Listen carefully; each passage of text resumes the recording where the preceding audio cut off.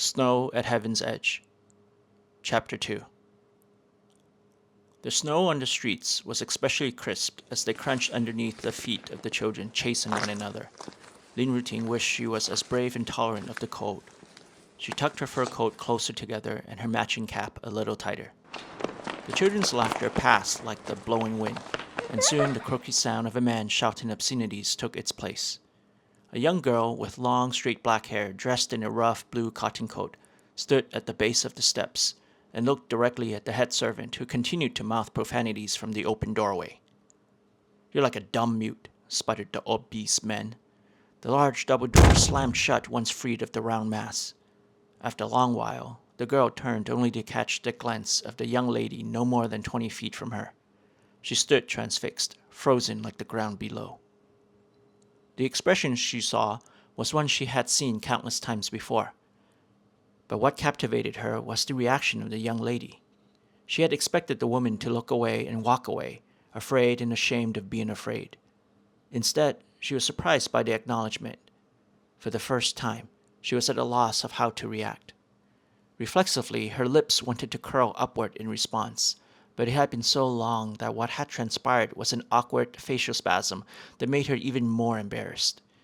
She knew her face was flushed despite the cold, and a strange feeling of anger arose from deep within at her own incompetence.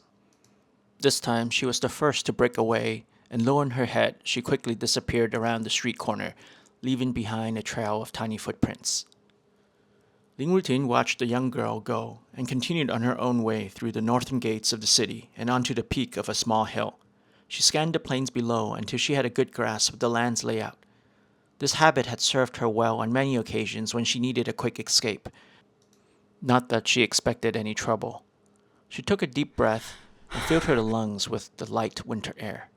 She thought about the encounter with the young girl, which brought back an old memory. Slowly, she traced the raised surface of an old scar from her right temple to the peak of her right cheek. She felt its length, its jagged inconsistency, the result of the trembling hands of the person who had so marked her. The scar was neither angry nor pitiful. A sudden sadness opened within her bosom, and her heart fell into its empty abyss. Despite herself, Ruting felt a profound sense of longing that only a child, no matter how old, has for her mother. Tianya Inn was a bustling place at night. All the lanterns lit up, making it glow like a raging bonfire to the distant travelers seeking a place of refuge. Laughter and merrymaking resounded throughout the halls and reception area. The Lin sat on a table near the far wall on a slightly raised platform. There were several other tables packed with gruff-looking men and ruffians, cursing and laughing loudly. Li Xiang surveyed the room with large sparkling eyes. As each man got a little bolder or a little more animated, she would stare at him with expectant curiosity. She paid particular attention to two figures dressed in dark brown fur. One was a young man who could not be more than 21 years of age. The other was a man who was much older, yet Li Xiang could not quite place his age. His gestures were slow and controlled, giving him the weight of maturity and the undauntable vigor of youth.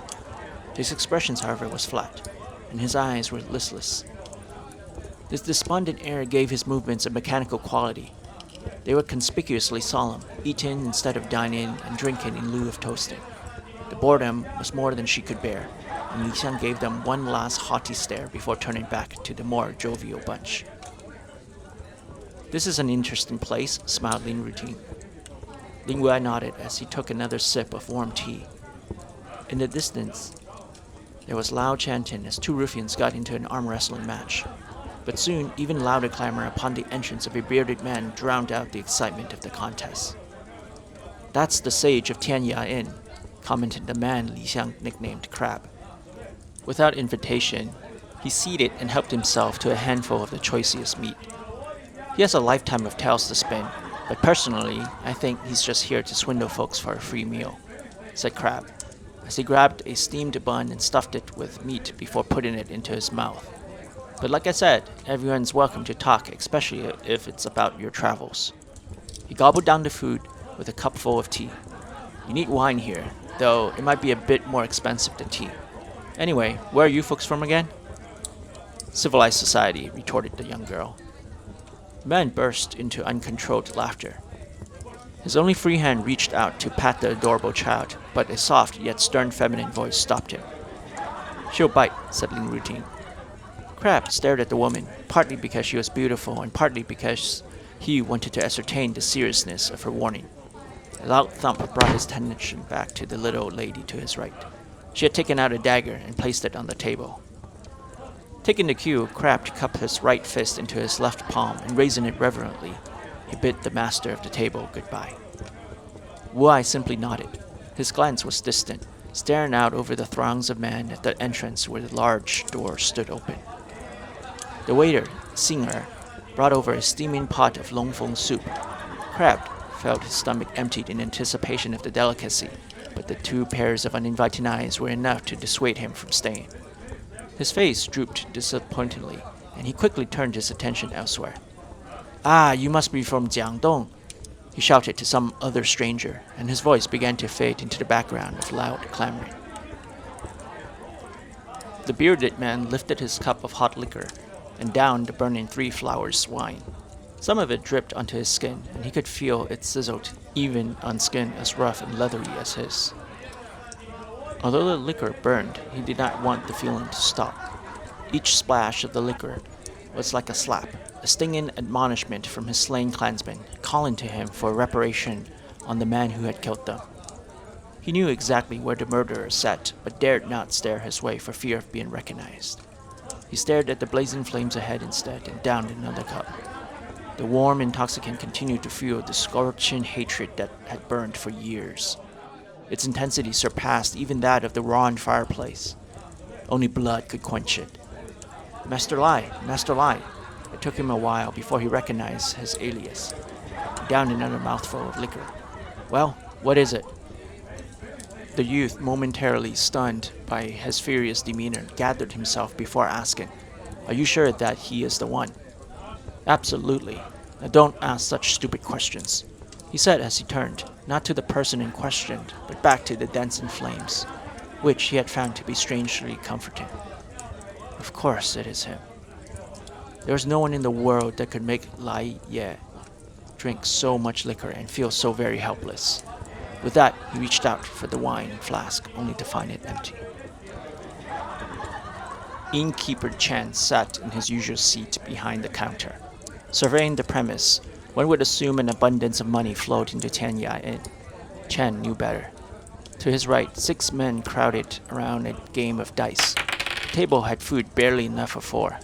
The liquors were of the cheapest and most diluted kind. Few local residents had the money to order the stronger baijiu or the sophistication for tea. He wondered why he carried it at all, since he seldom drinks tea, and so few patrons ordered it. Today, Chan was happy to have finally sold the luojiacha, and diluted liquor or not, at the very least it brought in money and placated the men, which meant less fighting as long as they didn't get too drunk. Chen Daming leaned back and sighed. This is how things are now. Most of the guests were local regulars such as An De Huan, whom he easily spotted. The man was busy scrambling from table to table like a scavenger in search of scraps.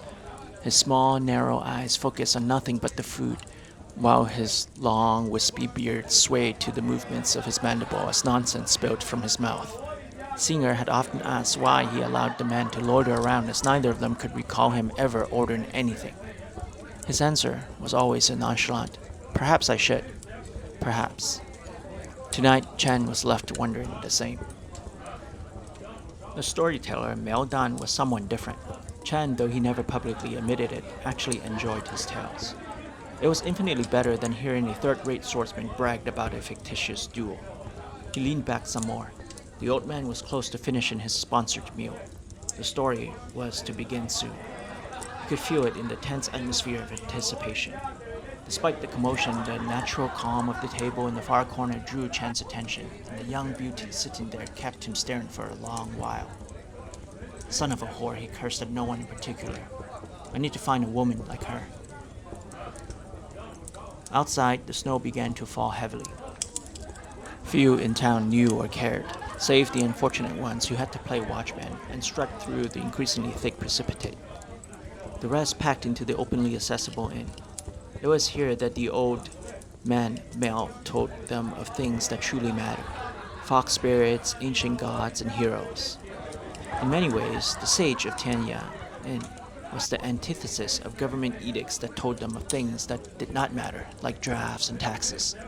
They neither had the strength to fight nor the riches to pay. Besides, the May government might not last until spring given the widespread unrest and general state of decay. For simple folks seeking solace from a harsh and indifferent world, Meltdown filled their minds and hearts with emotive tales from the tragic love between the swordsman Yu Qi and the famed swordsmith Li Qingfeng, to the tale of perseverance and will that so collectively defined the Han race in the legend of Goujian.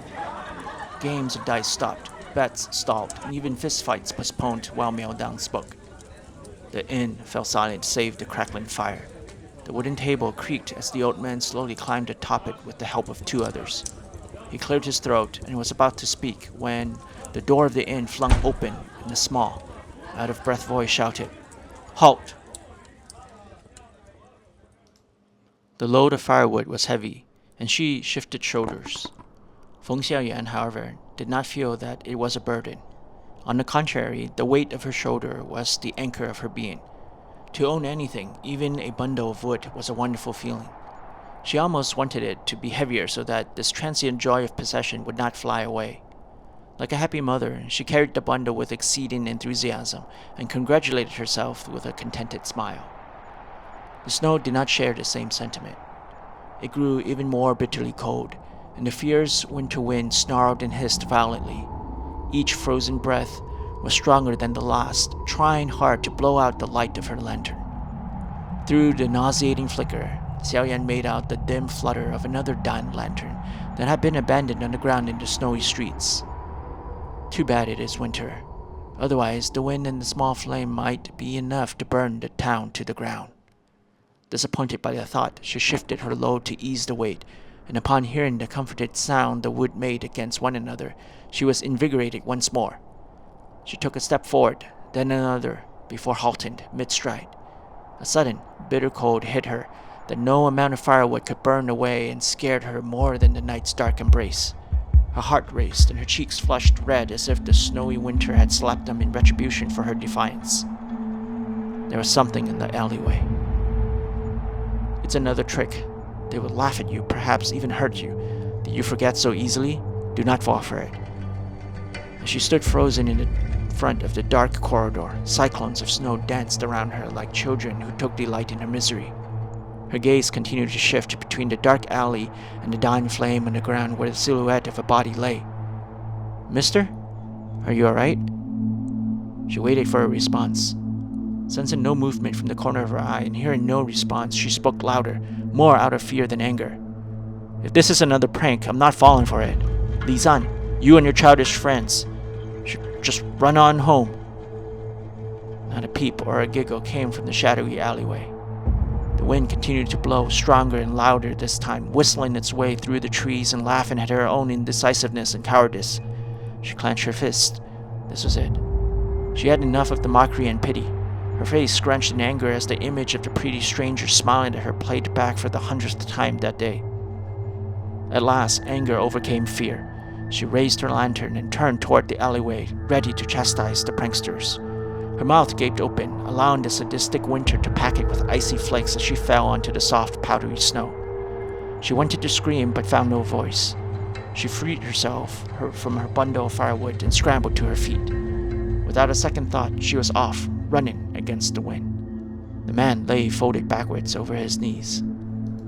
His neck twisted horribly to the side, eyes wide, staring blankly into the winter night. The face was what ultimately frightened Xiaoyan. Devoid of lips, the man's mouth formed a horrific parody of a smile. She shook her head vigorously to rid herself of the image and slumped against a small, leafless tree. She heaved foul-tasting bile onto the white snow. Her legs gave, and Xiaoyan slid onto the ground, chest rising and falling in deep, labored breaths.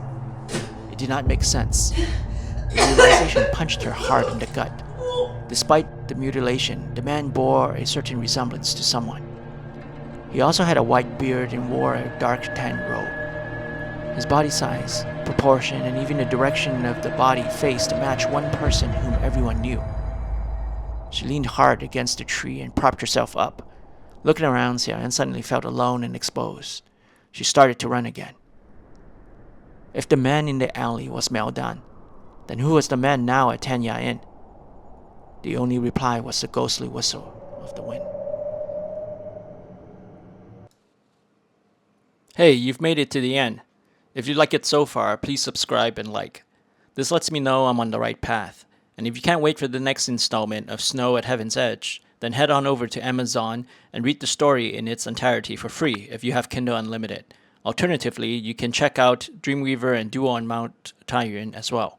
Both of these stories are done and available for free here on YouTube, Spotify, and Audible.